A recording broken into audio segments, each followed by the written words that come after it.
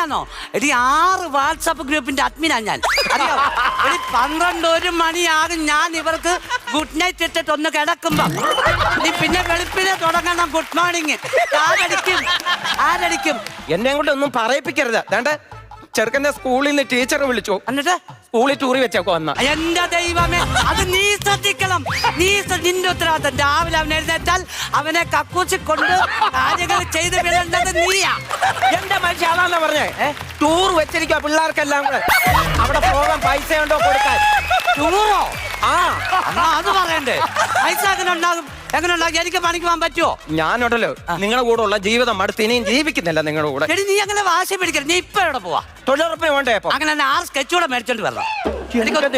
Colour അടിച്ച് മാറ്റാനുണ്ട്. എല്ലാം കൂടെ ഞാൻ തലിച്ചു പറക്കി ഞാൻ കളയും. ഞാൻ ഇന്നലെ 12 മണിക്ക് ഞാൻ ഇവിടെ നിന്ന് വിയർത്ത്. നീ അറിഞ്ഞോ? എന്തിന്? മോട്ടുമോയിലിന് വഴി കാണിച്ചു കൊടുത്താ. ഇപ്പോഴും ആ വഴി ബ്ലോക്ക്.